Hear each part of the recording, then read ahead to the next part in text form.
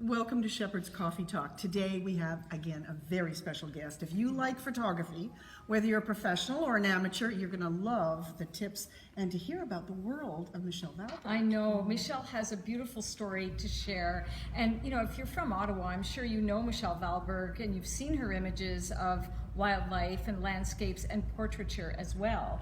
But let's talk a little about what gave you the bug? How did you become a photographer? What turned you onto it? My father gave me his camera and I was going to Lake Placid and he said, take pictures. And I came back and I said, I'm going to be a photographer.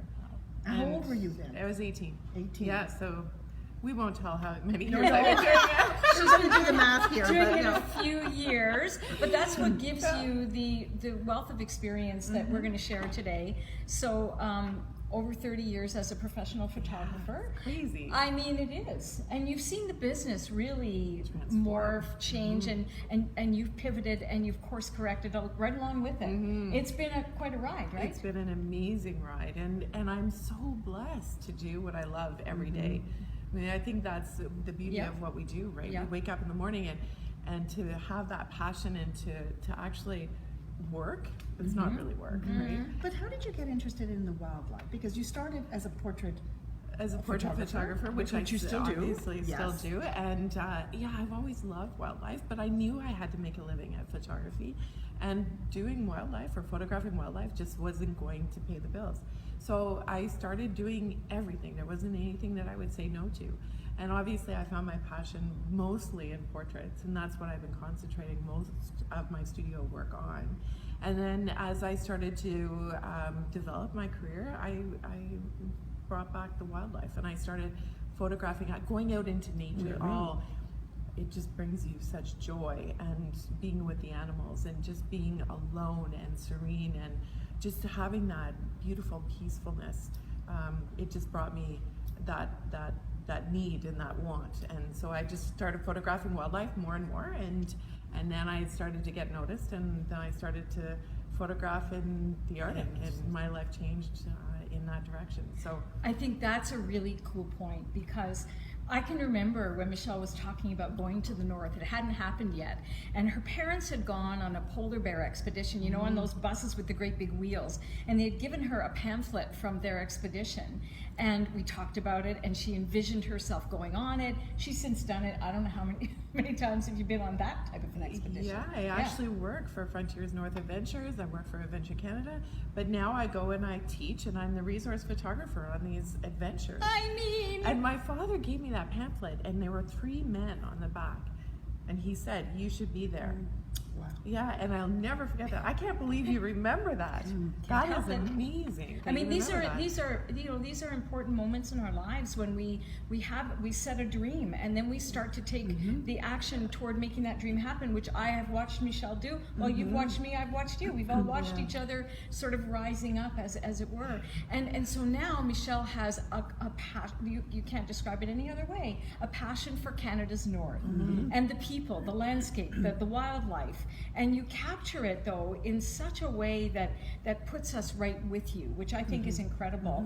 And, you know, it's because you have the skill. It's because you have incredible technology today, too, to help you. Right, and I was just in New York, and I was launching the new mirrorless for Nikon, the Z7. I have to train my brain to say Z, not Z, because I was down in the United States.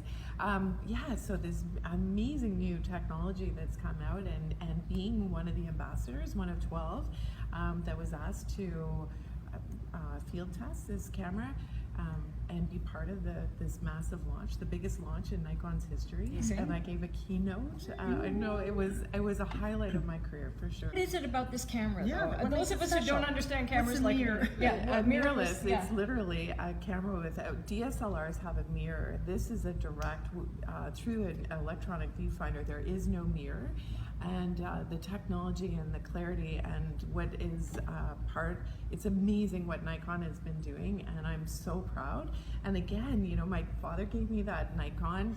I took it to Lake Placid. He never got it back, and I've been a Nikon user ever since. And you know, to be in that level and to be an ambassador and to be representing this brand in our country, and then now into the United States, it's a real thrill and a highlight for sure.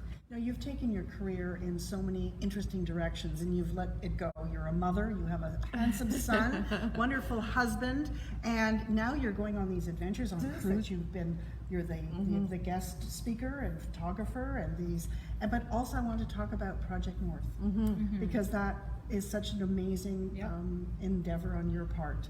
Tell us a little bit about it. Okay, so when I went to the Arctic for the first time, I saw their love for hockey. I mean, these communities love hockey. Well, all Canadians really, most Canadians love hockey. And I saw these kids playing on the street with awful equipment, just torn up, really not good equipment whatsoever. And then I went into the store and I saw a 2-liter carton of milk sell for $18. And I thought, can you imagine how expensive it would be to outfit? And a lot of these communities have skating rinks, or they have natural skating rinks for the winter, and they have obviously lots of ice. But they don't have the access to the equipment. So I asked Adventure Canada if I could bring up hockey equipment, and they said yes. And it's amazing what you can do with just an idea, right? And it was a one-time idea. And I shouldn't say just an idea. I wanted to do something. I wanted to give back to the Arctic. I wanted I wanted to make a difference.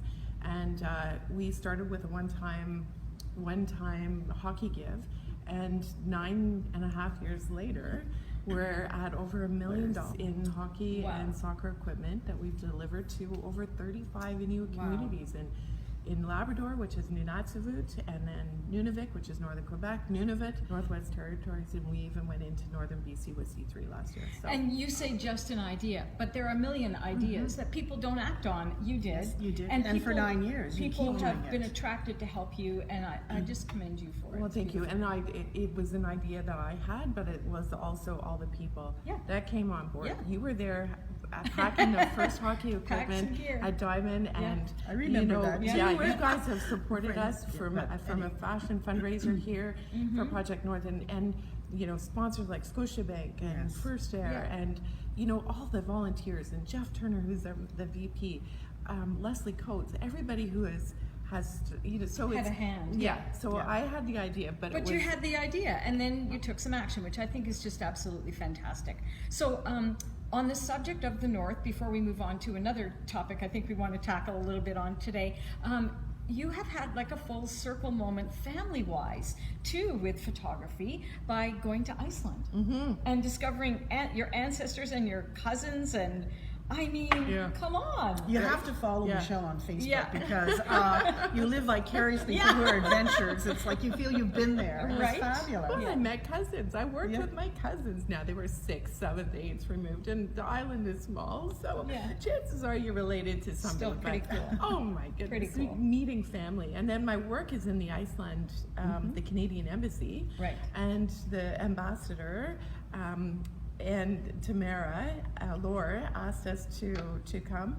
We had our family visit her for at least an hour, and had saw my work on her walls, and it just went on. It was amazing. Your and parents would be so proud. Well, we're half Icelandic, right? My sisters and I. So yeah, that's neat. Yeah, my dad would have been. Yeah, beaming. Yeah. Oh, so he probably was. we wanted to talk to you about, because having our photo done can be, we say, intimidating. Why do we need a headshot? What type of look should we be looking for if we're not corporate? Can we talk about some of those ideas? Yeah, and I think it's really, really important that we all have a good, solid headshot. We're on social media, we are on Twitter, we're on LinkedIn, we're on Facebook, no matter what. And you want to show people your best all the time. And don't go and take a selfie and put that up. I mean, it's really get a good solid headshot. It's part of your personal branding, like what you do with people here and what you do with people and their world. It's just so important to have that good solid headshot and personal branding, and make sure that it's representative for what we were talking about that earlier. Do you do something different for Twitter? And maybe something a little bit more professional for LinkedIn, and having something more natural is great as well. It doesn't have to be the whole corporate look, but you could be within your environment where you work. Showing who you are as a person and you in the community is also critical. I think that's the piece, is to show who you are on the inside Yeah. in the photograph. And that's what I've always felt when Michelle's taken my photo. Well, I'm sure and the you're a same thing. genius at that because Yeah. you know how to pull that out of Yeah. somebody when Yeah. you're behind the camera. Yeah. So Well, we had- see, and with people, it's so interesting to have this two-sided career, you know, because I'm in the studio or in an environmental setting with lights and control. Yes. I can tell you how to pose, Yeah. and then I leave and I go to the Arctic polar or bear, a you thought, polar no, bear. move over there. Can you tilt your head? Not gonna listen. Yeah. So completely uncontrolled and controlled, which is, it feeds my passion. Wow. And you know, you talk about challenge. That's what it's all about, right? Yeah. It's thriving on challenge and experience. Thank you so much, Yeah, sister friend, thank you. for being Thank here you. for coffee today. Yeah, thank you Enjoy your very day. much for joining us, Oh, Michelle. thank you. Okay. Thank you.